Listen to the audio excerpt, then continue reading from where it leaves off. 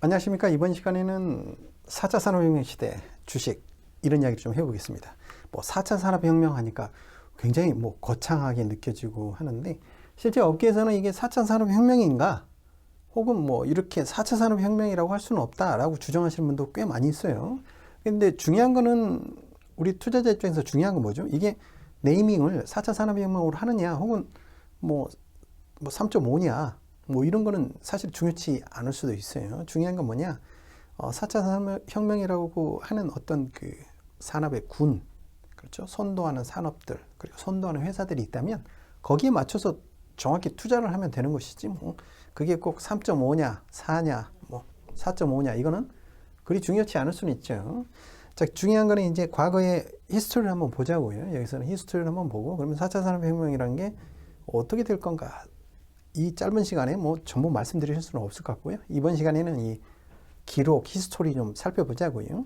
이 화면들은 제가 증권사에 있는 리서치 자료들에서 뽑아온 거고요. 첫 번째 산업혁명은 이제 증기기관의 탄생이었죠. 사람이 할 수 없는 큰 힘을 낼 수 있었던 게 증기기관이었습니다. 증기기관으로 대표되는 어떤 기구라고 해야 될까요? 그게 바로 기차죠, 기차. 멀리 있는 곳을 쉽게 그리고 많은 짐들을 실어 나를 수 있었던 게 증기기관이었습니다. 엄청 났었죠. 이런 것들이 생기면서 이제 사람이 할 수 없는 것들을 기계로 할 수 있는 부분들이 폭발적으로 증가를 했죠. 그 다음에 2차 산업혁명은 바로 전기입니다. 전기.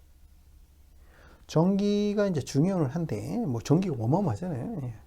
우리가 쓰는 제품들을 다 전자제품이라는 표현을 쓰잖아요. 그게 다 전기에서 시작된 거죠. 이 전기가 중요한데, 이제 어떤 생산 시스템에 들어가면 전기가 어떤 데 큰 영향을 미쳤냐면, 컨베이어 벨트 시스템. 그렇죠. 이게 컨베이어 벨트가 쭉 지나가면서 생산을 하게 되잖아요. 그러면 표준화되고 대량화된 생산을 전기를 통해서 이뤄낸 건데 그게 바로 컨베이어 벨트 시스템인 거예요. 이게 사실은 조금 잔인한 일인 거죠. 그냥 예를 들어서 우리가 대표적인 게 이제 포드 자동차라고 하는데 T 자동차라고 있잖아요. 그러면 그 자동차를 일반 사람들은 탈 수 없는 고가 제품이었는데 어떻게 일반인들도 탈 수 있게 되었을까? 대량 생산을 하면서 단가가 확 떨어진 거죠. 그게 이제 가능했던 게 컨베이어 벨트 시스템인 거죠. 쭉 지나가는 거잖아요. 그러면 타이어를 끼운 사람은 타이어만 끼우고, 그렇죠? 유리를 끼운 사람은 유리만 끼우고, 이렇게 분업화시키고 작업을 표준화시킨 겁니다. 과거에는 이걸 쭉 여러 사람이 하던 거를 한 사람이 쭉 하던 거를 전문화시키고 표준화시키고 나누어 가지고 컨베이어 벨트에 따라가면서 쭉 조립을 하게 되니까 일이라는 게 이제 단순 반복되는 일을 지속적으로 하다 보니까 숙련도가 높아지고 했겠죠. 근데 사실은 좀 비인간적인 측면들이 있잖아요. 어쨌든 이게 2차 산업혁명입니다. 대량 생산을 가능하게 만든 거죠. 그래서 일반인들도 중산층도 차를 탈 수 있게 된 거죠. 자, 그 다음에 이제 3차 산업혁명은 컴퓨터로 대표되는 정보화 이야기입니다. 정보화. 제가 군대 있을 때만 해도요, 타자로 타이핑을 했었던데, 요즘 타자기를 쓰는 사람은 거의 없겠죠? 네. 그래서 군대 딱 갔다 와가지고, 대학을 딱 갔는데, 리포트, 숙제를 내는 거를, PC, 퍼스널 컴퓨터를 통해서 하는 거 보고 깜짝 놀랐어요. 네. 그렇죠. 지금은 격세지감인데 이게 3차 산업혁명이 이 정보를 고도화, 집적화 시키면서 하나의 또 산업혁명이 이루어지게 되는 겁니다.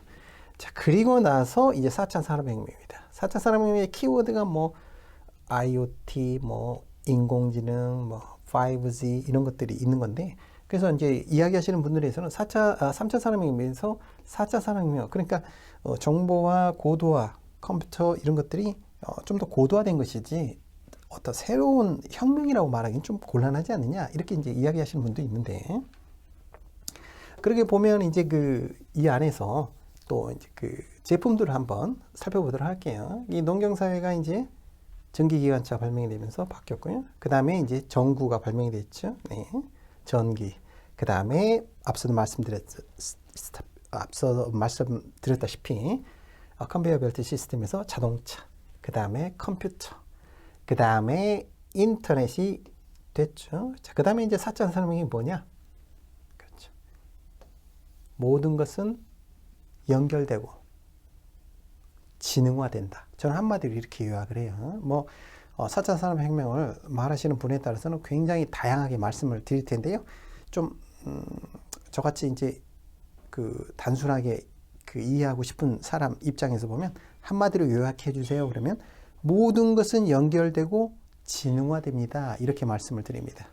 예를 들어서 자동차가 무인으로 가려면 길에서 혼자만 잘해서 되는 게 아니죠. 수많은 다른 자동차와의 관계도 중요하잖아요. 연결이 됩니다. 정보가 순식간에 처리가 되고요.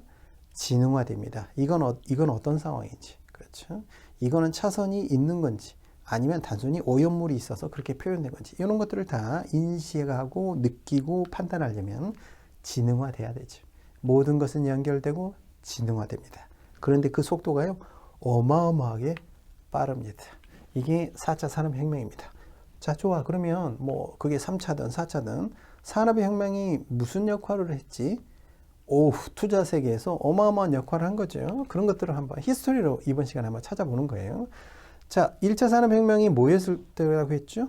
전기기관차였잖아요. 그러면 철도 관련 주식들이 어마어마하게 폭등했던 적이 있었던 겁니다. 이게 이제 투자 세계에서. 자, 그럼 2차 산업혁명은 뭐였죠? 전기였죠? 그 다음에 대량 생산이 키워드였잖아요. 그때 융성했던 산업이 뭐였을까요? 철강과 화학입니다. 이런 회사들이 어마어마하게 올랐던 거죠. 주가가 이렇게 오릅니다. 인생이라는 게 부침이 있듯이 주가에도 부침이 있는 거죠. 그러면 오르면 또 하락이 오게 됩니다. 버블이 오는 거죠. 오해는 하지 말으셔야 될 게 이런 겁니다. 버블이 나쁘냐 좋으냐 이건 중요치 않아요. 투자에서는 중요한 건 뭐냐면 버블을 터지기 전까지 잘 즐길 수 있느냐 이게 중요한 거예요. 그렇죠. 그러면 기본적으로 버블은 어떻게 해결이 되느냐 또 다른 버블로 해결되는 겁니다. 버블이라는 것은 있을 수밖에 없습니다. 투자 세계에서는 과잉 평가를 받았다가요 지나치게 또 수축이 되었다가 또다시 다른 걸로 연결이 되는 거거든요. 생물과 같은 거죠. 그래서 폭등을 하다가 과잉이다. 버블로서 폭발이 된 게 그게 이제 대공황입니다. 대공황. 블랙 먼데이라고 하죠. 어쨌든 대공황 때 주저앉았고 한참 동안 또 힘들었다가 그 다음 3차 산업혁명 정보화 시대죠. 기억나시려나 모르겠다. 이때도 이제 어마어마하게 올랐는데요.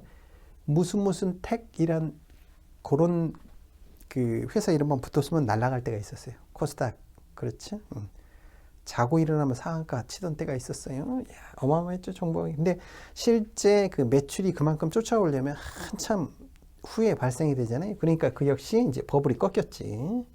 그렇습니다. 이때도 쭉 꺾였고요. 자, 이제 다시 쭉 상승하고 꺾였다가 다시 상승하고 있습니다. 이 과정이 뭐죠? 4차 산업혁명이 이제 또다시 시작되면서 달리고 있는 겁니다. 그래서 중요한 건 뭐냐면 4차 산업혁명 관련된 주식들을 담아놔야 된다는 겁니다. 아직 버블이 터질 만한 시기는 좀 더 남아있다고 봅니다. 왜냐하면 예를 들어서 무인 자동차다. 이제 자율주행차다. 이제 시작인 거죠. 인공지능이다. 계속 또 개발돼서 시작되겠죠. 양자 컴퓨터다. 역시 가야 될 길이 아직 많이 남아있어요. 자, 우리가 산업혁명 기존에 산업혁명이 있을 때 주가들이 얼마나 폭발했는지를 우리가 봤습니다. 그러면 4차 산업혁명 관련 주식도 충분히 앞으로 좀 더 갈 수 있는 시간이 있을 거고요.